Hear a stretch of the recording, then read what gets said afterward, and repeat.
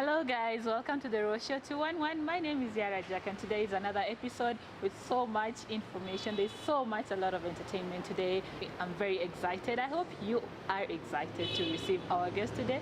So to find out more, keep it locked on the Raw Show 211 and we have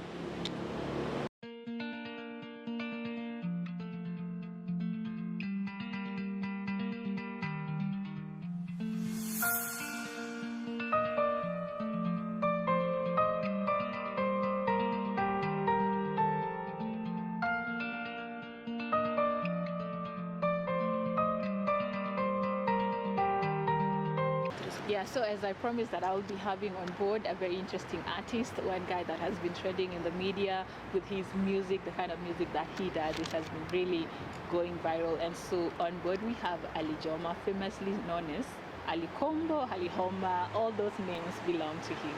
So Alijoma, welcome on board. Thank you. Yeah, so I would like you to give us at least brief information about you, things that the public or your audience or the people that listen to your music do not know, and then you would want them to know. Yeah, I'm popularly known as Alijoma. Yeah, and my home name is Alia John Magot. Actually, Alijoma is an acronym just from my real name. So yeah, I started my music in 2009. Doing freestyle. I recorded my first song in 2010. And yeah, it all goes on like that. So you mentioned something very important. We're in 2019 and you started your music in 2009. For the 10 years, what would you say as your journey has been like? Yeah, the journey has not been easy. A lot of challenges. But yeah, I'm not giving up. I want to keep pushing. I want to keep going. Yeah, I want to keep doing more music. All right. Yeah. You mentioned that it has been a journey, like there are a lot of challenges in between here and there, but we are seeing clearly in what we are seeing in the media or the music that you're releasing, it's like you're doing really well. So how do you manage to overcome the challenges and end up giving us good music, great music that the audience actually enjoy what you're doing? Yeah, like I told you, this kind of guy who doesn't really want to give up in doing something. So if I really want to do something, I make sure I'm working on it and I make it happen. So yeah, so that's how I actually manage to overcome the challenges. When I see something is challenging me, I make sure I use another route to make sure it's happening. Yeah. So one thing I understand is that as South Sudanese, our industry is very raw. The music industry is still growing. And how do you get to promote your music, sell your music, and make a living out of it? Yeah, there are a lot of platforms for promotion. But yeah, I've loaded my music on iTunes, Tidal, Spotify. Maybe 20% of my fans at least that access my music there. But yeah, the support to our music in South Sudan is too low. People don't have a knowledge about music. Not everybody really believes in music. They think maybe when you are a musician, you're just a useless person, in the world. People don't really believe that, artists are people that can change other people's life. They don't really know that, and it's really rough. It's really rough for us as artists. Financially, we don't get that support. 80% of our fans, they just want to get our music for free. They don't pay us. If we set up concerts, they don't attend. Yeah, so it's so rough. But since we know the industry is still so young, yeah, we're not going to give up as artists. We just want to keep going, and maybe one day things will change. So you mentioned something very important. You're saying 80% of your music is like the audience get it at free, and 20% is what you actually earn out of it. And for 10 years, how do you maintain it? How do you manage to keep going, keep releasing music that actually people consume up to date? Like I said before, I'm this guy who don't believe in giving up. So at this point, I'm not really relying on getting money out of music. But I think I'm building a foundation to the other artists that will come later on. At least buying a foundation where they're not going to struggle like us, you know. So yeah, I think I can relate this with the struggle of South Sudan. Okay. The people that made it happen, the people that made it happen for South Sudan to be an independent country, I believe they did not get anything out of it. Okay. But at least their children, their grandchildren, they're actually going to benefit out of this. So actually that's my point as an artist. I want to inspire people. I want to make sure that people learn something through music. I want also to make sure that people get to know that music is important to the song, you know. So yeah. Okay. Okay, thank you. So we're going to take a very short break, and as we come back, we'll continue with this interesting interview with Alijoma. Anji Pachi Clap It. Jinalia Wanyin Kian Pachi Rosho. It's your boy Ali Combo. Yeah. It's your boy Alijoma the Combo. Kindly subscribe to Rosho 211. Please follow me on Instagram at Alijoma Official. Follow me on Snapchat at Alijoma 211. Follow me on Facebook at Alijoma Mabil. Thank you. See you next time. So welcome back on board, Alijoma, as you continue with our interview. Last year you won the Male Artist of the Year through the STA Awards. How has that title, the Male Artist of the Year, helped you so far? Yes, it's just a title. Maybe it will be used for future reference. Maybe. But you know, there's actually nothing about it. It's just a title, Male Artist of the Year, and that's all, you know. Okay, so you get nothing out of it, something that can actually support your music? You know. You know, in this part, it's just so crazy. Let me talk about promoters. Actually, in the industry, there are people that are actually using artists as their own business. You know, they're actually using artists for their own benefits. Okay. You know, so look at all these awards. Maybe you attended some of them. Yeah, whatever titles that are given to artists, they're just titles, but there's nothing out of it. You know, there's no any prize. It's just the accolade. You take it home, and that's all. And you keep on struggling. They're not supporting you. Not even an audio, not even a video, nothing. Wow. You know, it's just nothing. You know, artists, you know, some of the artists that travel, you know, from other countries just to attend these awards. Later on, all you just do, go back home. You see an artist with the outfit, maybe it's costing you like $500, but you just walk away with nothing, just nothing but accolades. So, but yeah, that's what it is. So how do you guys refrain from that, knowing that you're not benefiting from anything, and some people will keep on attending yearly? Like, how does that benefit any of you? That attending, getting the award, as you said, you take the trophy at home and just say, it is not benefiting, but like I said earlier, we have no any other option. Okay. You know, I think I should just put it this way, you know, if you cannot beat them, join them. So seriously, we cannot beat them. Okay. You know, it's just like today, if I say I don't want to be part of STA, there are other artists there who are so interested. You know, they need that platform. They think it's the only way that can make them popular or famous. So they just want to use that as an opportunity. But with me, I see it as nothing. So maybe I won't be part of STA. I won't be part of whatever awards that is happening. But you know, there are other artists out there that don't want to do it. Same thing here. If I refuse today to perform at STA, there are other artists that want to perform for free.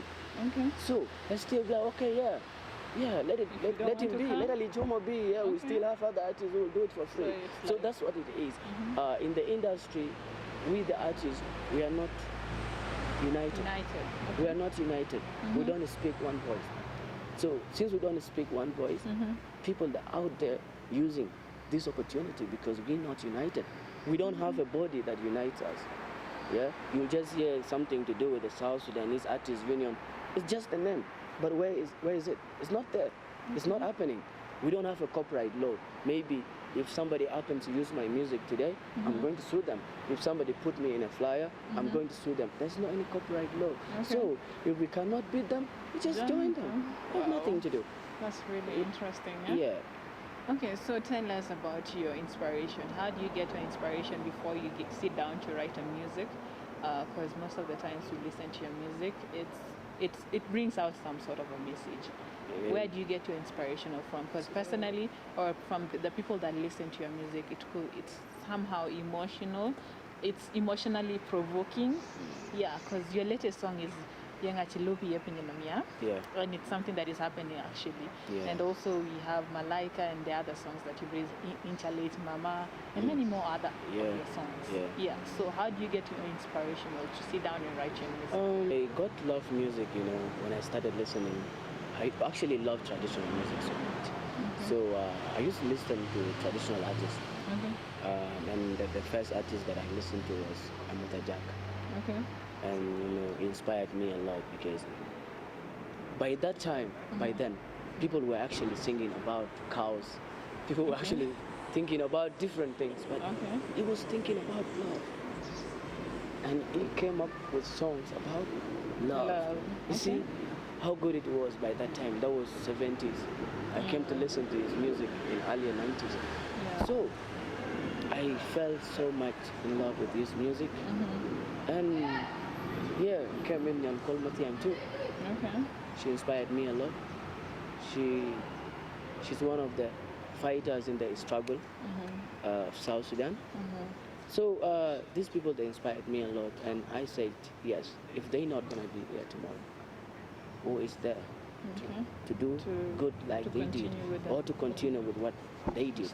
So actually said, look, I think I'm capable of doing this. So, and my focus on writing songs, I just don't write songs.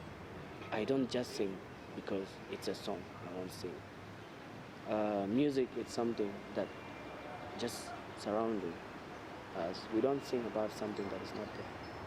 It's just whatever that's happening in the society. That's what artists sings about. So I always look into all this. I make sure that I know what is happening in the society. If it is good, maybe I appreciate it. If it is not good, maybe I'll have to advise on whatever it is. So that's actually how I came up with writing my music in how it is. That's great. Exciting. What kind of genre of music would you say? Because you've sung dancehall, you've sung love songs, you've also sung a lot of different categories of music, Maybe we are a bit confused on what genre to put you in, because we cannot totally say that you're an R&B artist, and we cannot say you're a dancehall artist or you're a traditional artist. Where would you put you as an artist, or where do you put yourself? I'm an Afrobeat artist. Afro what? Afrobeat. Afrobeat artist. Yes. Okay. Yeah, but I do other genres of music. Just because I'm so versatile in doing music, I can do any. But yes, I'm Afrobeat artist. So I do Afro dancehall, I do Afro R&B. I do Zouk. Zouk is a South African music. Blend into Ugandan kind of. So yeah. Basically, we South Sudanese, we don't own a genre. We don't really own one. And we're working on that. Let me say, I'm working on that. I want to make sure that I find a genre that can identify us as South Sudanese. We don't really have it. Okay, so tell us a bit about your hit music, Malaika. It's one of the songs that has it has gone very viral. Many people have received it positively. How do you feel as an artist and your latest music, Yenga, that is your latest, and Malaika, the hit song?